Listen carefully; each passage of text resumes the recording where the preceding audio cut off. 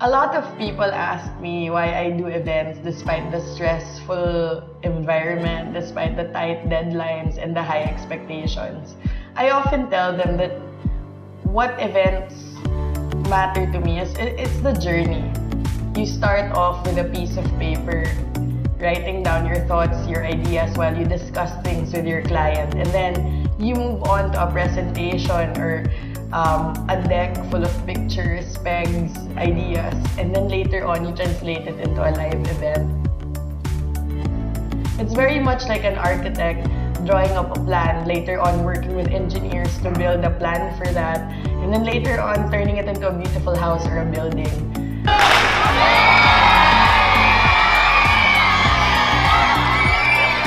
So for me, events is about give and take between you and your client, because you can't build the perfect house without feedback or without the inputs of your client.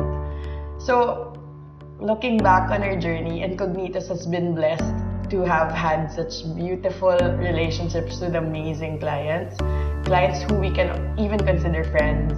For Macquarie, we were the first supplier they trusted to put up a fun run. It started as something very small with 400 runners, going 8 rounds around the Ayala Triangle, to a run with 1,700 registrants going all the way up to the Calayan flyover. Da Vinci gave us the daunting task of coming up with a competition called the Flavor Genius Championship, putting a contest which puts up baristas and bartenders in one competition, sharing one stage. We were lucky enough to be trusted with that project, to come up with ideas that, together with them, turned out into an amazing project, which even pleased the regional partners as they came over to watch the finals. Events aren't easy. It's never a straight plane, but what I love about doing events is that no one event is the same. Each event is unique. You meet so many new people, you meet so many new challenges that pushes you to grow. It pushes you out of your comfort zone.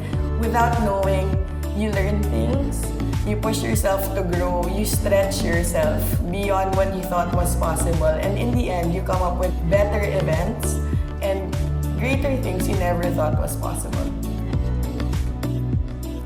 This year, Incognitus is expanding. Aside from events, we now also do installations, video productions, and digital marketing.